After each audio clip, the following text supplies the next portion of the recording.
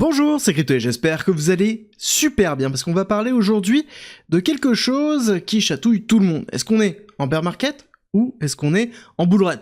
Il y a d'un côté les indicateurs qui disent qu'on n'a pas fait encore de top, d'autres qui me disent qu'on est en train de changer de tendance, d'autres qui me disent qu'on est dans quelque chose encore différent.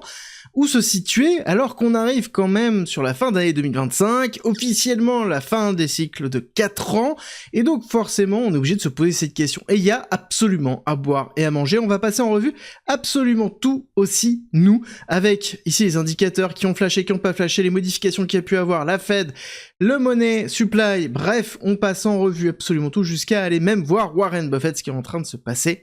Et ça, c'est le programme de cette vidéo, donc accrochez-vous, mais avant, allez remplir ce petit questionnaire qui a été posé ici. Quel est votre sentiment de marché?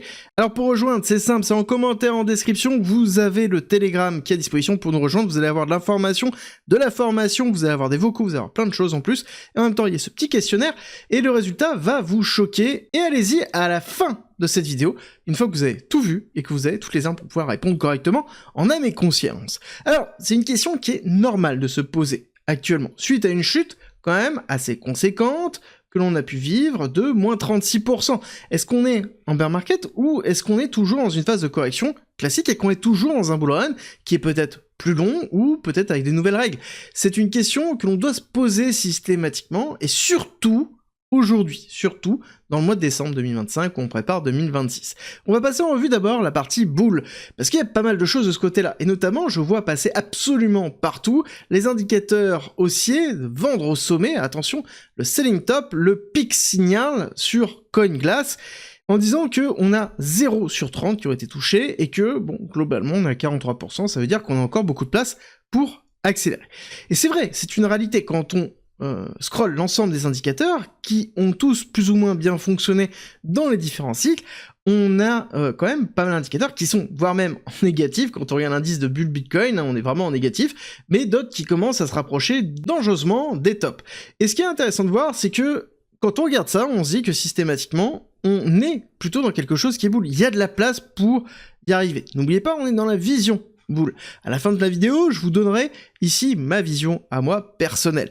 Mais là, dans la vision bull, on peut se dire en effet qu'on a quand même de la place. Autre chose qui rentre dans ça, ça va être les institutionnels. Institutionnels, 6,72% de la supply de BTC, injection de liquidité régulière, hein, même si là, comme on peut le voir, on a quand même eu beaucoup de sorties actuellement. Ça empêche que quand on regarde sur le lancement depuis 2024, on est quand même sur de l'injection drastique, on a plusieurs ETF qui arrivent, et surtout, depuis 6 mois, on n'a que des bonnes nouvelles sur la crypto, sur l'intégration de la blockchain dans Wall Street, etc., etc. Donc, globalement, on peut se dire aussi qu'on a, encore une fois, beaucoup de marge par rapport à ça. On a aussi la Fed qui continue à baisser les taux, et qui valide un mini QE, qui n'est pas réellement un QE, mais globalement, donc QE pour quantitative easing, donc globalement, la Fed a expliqué qu'ils allaient, sur les 30 prochains jours, acheter quelques milliards de dollars de bons au trésor américain, injectant de la liquidité ex nihilo directement sur le marché américain. Et on a même des bonnes nouvelles sur le marché américain, où on voit que les chiffres ne sont pas vraiment dans une récession, en tout cas plutôt entre les deux. Donc concrètement, oui, on est actuellement dans une zone de retracement avec un potentiel de bull qui est bien présent quand on regarde tous ces indicateurs. Et c'est ça qui est très intéressant, parce que quand on regarde aussi ce qui est expliqué absolument partout, qui est le M2 Money Stock, qui est la réserve mondiale en fait de cash, qui est cette ligne bleue que l'on retrouve ici. En ligne verte, nous avons Bitcoin, d'ailleurs j'aurais dû la mettre orange pour que ce soit plus visible, mais bon, in fine, ça reste Bitcoin qui est présent là. On pourrait se dire qu'on est plutôt dans quelque chose de positif, sauf que quand on regarde le graphique, on voit qu'il s'est arrêté le 3 novembre 2023. Bon, si on rajoute en fait le 3 novembre 2023, après ce qui est normal parce qu'on a eu le shutdown aux USA, et donc shutdown qui a bloqué beaucoup de stats et qui ont perdu beaucoup de statistiques, parce que le shutdown aux US, ça veut dire qu'il n'y a aucune personne qui bosse dans l'administration américaine et fédérale, donc ça veut dire qu'il n'y a pas de statistiques au niveau de l'économie. Et entre-temps, bon, bah, le BTC, lui, est en train d'osciller dans les alentours, quelque chose comme ça. Fait pas forcément super bien et pas forcément dans la bonne temporalité, mais c'est juste pour vous montrer un peu là où on est. Peut-être même mieux le refaire. Allez, on le refait mieux, tac, tac, tac, voilà, on est dans quelque chose qui est comme ça. Avec une chute où on est arrivé dans les 80 000, pour ensuite remonter dans les alentours des 90 000, 92, 94, actuellement on est dans les alentours de 90 000. Donc on a un écart qui est bien réel. Là, on a en fait, dans la partie pure boule, on peut se dire que la money supply, elle est souvent corrélée par rapport à BTC. Enfin, plutôt BTC est souvent corrélé par rapport à la money supply. Si la money supply monte, généralement quelques semaines après, on a BTC qui se valorise. Et donc, en voyant ça, ça sous-entend principalement que, au vu de l'évolution, il nous manque des datas, mais si on a vraiment une money supply qui est toujours dans une phase d'accélération, ce qui devrait être le cas normalement, on devrait avoir une phase d'accélération derrière. Et c'est aussi un argument pour. Sauf que pour moi, là, c'est la rupture avec les indicateurs par rapport au bear. Pour que ce soit vrai, ça sous-entend qu'il faut impérativement qu'il n'y ait pas une corrélation, mais qu'il y ait une causalité. Alors la différence entre les deux, elle est assez simple. Causalité, c'est que l'un ait un impact direct sur l'autre. Ça veut dire que le money supply mondial ait un impact direct sur BTC. La corrélation, c'est que les deux bougent à peu près de la même façon, mais qu'ils n'ont pas ici de causalité. Par exemple, et pour bien comprendre, quand il y a généralement du soleil, il y a une augmentation des ventes de glace, mais ça ne veut pas dire que le soleil crée l'augmentation des ventes de glace. Ça veut juste dire que quand il y a du soleil, généralement, il y a une augmentation des températures, et cette augmentation de température entraîne, ici, une volonté des gens d'acheter des glaces pour se rafraîchir. D'où l'augmentation des ventes de glace. On est vraiment dans cette dynamique-là, il faut comprendre la différence entre les deux. Et donc, le money stock, c'est-à-dire la liquidité mondiale, en elle-même n'a pas de causalité par rapport à BTC. Et c'est très important de le comprendre. Donc ça veut dire que, en effet, cet indice, à plusieurs reprises, c'est décorrélé et peut toujours se faire de la même façon. Là, quand on regarde, en fait, l'écart entre cette zone-là et cette zone-là, déjà, on le voit qu'il y a ce qu'on appelle un offset, c'est-à-dire une différence de temporalité entre les deux, entre le top et le moment où ça a commencé à chuter. Et cette temporalité, elle peut être bien présente. Et si on regarde cette temporalité, on est potentiellement ici, dans quelque chose qui pourrait être un top, avant d'avoir ici une money supply qui chute là. Et donc là, on va commencer un peu la vision bear, parce qu'il faut avoir une vision des deux. C'est très important de pouvoir avoir cette vision des deux. Et quand on regarde un petit peu les indicateurs qui peuvent rentrer dans le bear market, il y a celui-ci qui est pour moi assez intéressant, c'est la notion de bull score. Elle est calculée principalement sur du on-chain, et principalement ici, c'est CryptoQuant qui nous fournit ce graphique-là. On voit qu'on est dans la partie la plus basse, ici qu'on n'a pas eu depuis très très longtemps, pour ne pas dire pas du tout dans ces parties de cycle, et qu'on était arrivé dans la première phase de chute qu'on avait pu connaître en 2022. Et donc, quand on regarde dans une notion pure de bear, et là je pense que c'est important dans ce que je vais vous montrer, de comprendre que c'est pas une question de voir bear ou bull, c'est de regarder non pas des indicateurs de sommet, mais plutôt des indicateurs de tendance. Et ça c'est très important. La tendance, quelle est la tendance de BTC par rapport au Nasdaq? On sait que celui qui va généralement profiter le plus de la liquidité ici, ça va être le Nasdaq. Et le Nasdaq, quand on regarde le ratio BTC sur Nas, on voit que BTC est en sous-performance depuis le 14 juillet 2025, avec une accélération très importante, le 6 octobre 2025, avec la purge qu'on a pu connaître le 10 octobre. Pareil, justement, ce 10 octobre 2025 a marqué les annales avec 20 milliards de dollars liquidés. C'est un événement tellement fort qu'on peut être dans un événement de rupture au niveau du cycle, au niveau de la peur générale que l'on peut avoir sur le marché.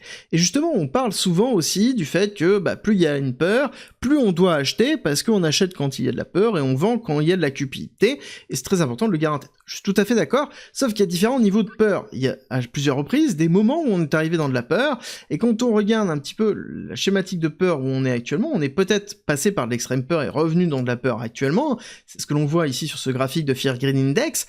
Sauf que quand on regarde, c'est exactement aussi ce que l'on a pu vivre sur début 2022, pour ceux qui se souviennent, après la chute de fin novembre 2021, on a eu toute une partie où on est reparti dans de la peur, voire même dans du neutre, avant de repartir dans de l'extrême peur.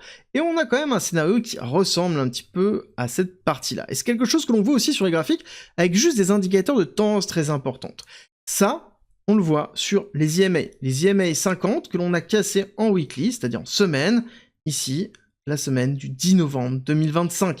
On est passé en dessous et on est toujours en dessous en train de se reposer sur les EMA 100, qui est la première fois sur tout ce cycle, ici, dans cette phase d'accélération et de retracement très fort, on avait tenu l'EMA 50, phase de retracement très fort, on avait tenu l'EMA 50, là on a cassé l'EMA 50, pour moi c'est ici un signal d'inversion potentielle de tendance. Et donc, ça consolide cette notion de début potentiel de bear market et de dead cat bounce, c'est-à-dire de rebond sur potentiellement un retest de l'EMA 50, comme on avait pu le faire ici, dans cette période encore de chute qu'on avait pu voir sur janvier 2022, et ensuite respiration sur le premier trimestre 2022, on va retester l'EMA, on consolide au-dessus, et ensuite on échoue et on chute totalement dans une deuxième vague. Pareil, quand on fait des retracements dans le bear market, on a tendance à avoir une consolidation en 3 temps, avec une A, une B, une C. Et c'est exactement ce que l'on pourrait voir ici. Une A, une B et une C par la suite. Donc c'est-à-dire, encore une fois, un piège qui pourrait se mettre en place. Quelque chose qui serait, encore une fois, textbook-like, c'est-à-dire quelque chose qui serait encore exactement comme on a pu l'avoir. Et ce qui est intéressant de voir, c'est que c'est pas que cette représentation-là, c'est aussi la façon d'aborder les choses. Je vous avais parlé notamment dans, ici, des indicateurs, et ce qu'on retrouve assez régulièrement pour justifier le fait qu'on ait encore une phase d'accélération et qu'on est juste dans une phase de retracement. Et on a ces indicateurs-là. Ces indicateurs-là sont une représentation d'un top de marché. Et ça ne veut pas dire qu'on ne peut pas rentrer en bear sans forcément avoir coché l'ensemble des indicateurs. Ça ne veut pas dire, ce ne sont pas des indicateurs qui disent est-ce qu'on est toujours en bull market. Ce sont des indicateurs qui disent de vendre au sommet. C'est les indicateurs qui nous disent qu'il faut impérativement, potentiellement, vendre. Et ce sont des indicateurs, du coup, d'extrême. Et le problème, c'est que c'est vrai qu'il y a quelque chose qui a changé, et qui a vraiment changé ici. Ce sont les ETF, avec l'arrivée des institutionnels, le fait qu'on ait beaucoup de bonnes nouvelles, exactement comme on l'a vécu d'ailleurs en début 2022, avec beaucoup de bonnes nouvelles, et ça n'a pas empêché le cours de chuter, c'est que on a un shift qui est en train de se faire, avec l'arrivée des institutionnels et une rupture entre ce qu'on avait pu connaître avant, donc c'est un fonctionnement plutôt retail, et un fonctionnement institutionnel. Et donc ça veut dire aussi qu'il y a certainement une rupture au niveau des indicateurs ici.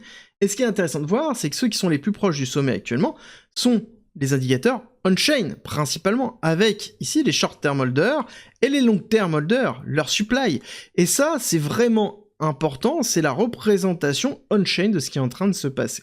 Et ceux-là sont quasiment à 100%, et qui font écho à ce qu'on a pu vivre aussi sur le dernier trimestre, avec de plus en plus d'OG qui sont en train de vendre leurs capitaux. Alors est-ce qu'ils vont dans les ETF ou pas, mais dans tous les cas, on-chain, on voit bien des modifications qui correspondent à peut-être ici une rupture de la tendance. Je ne parle pas de cycle, là, je parle juste de rupture de tendance, parce que juste dans cette rupture-là, qui est toute simple, potentiellement, juste l'IMA 50, qui est corrélée aussi avec le RSI en rupture sur les 50, où on voit qu'on a un momentum qui est en train de baisser.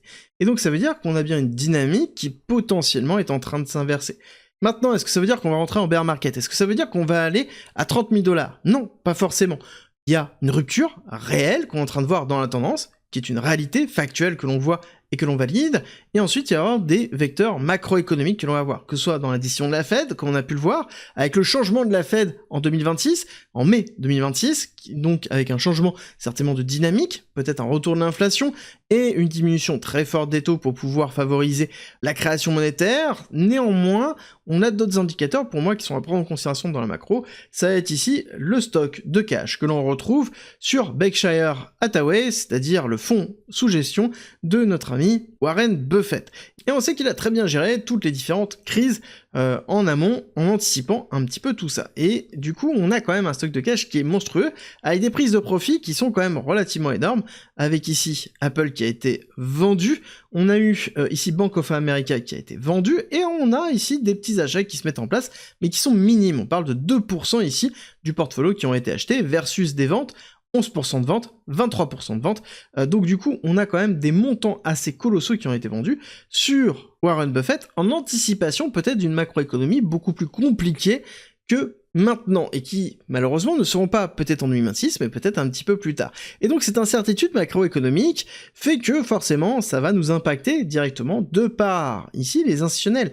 Les institutionnels ont leur propre gestion, n'ont pas ici un cycle de 4 ans en tête, mais ont une vision beaucoup plus long terme et gèrent leur risque sous une forme d'arbitrage. Si jamais le risque de la macroéconomie augmente, on va diminuer le risque du portefeuille, c'est-à-dire augmenter l'or, diminuer les actions à risque, diminuer les actions tout court et diminuer certainement aussi BTC et tout autre crypto qui pourrait arriver. Et donc ça, je pense que c'est une dynamique qu'il faut prendre en considération. Par contre, pour moi, la vision que l'on doit avoir maintenant, c'est surtout se dire qu'on est bloqué entre deux choses. Entre le risque d'un bear market, avec une rupture de tendance qui est validée, et derrière, l'arrivée des institutionnels qui sont bien présents. Et l'arrivée des institutionnels va changer beaucoup de choses.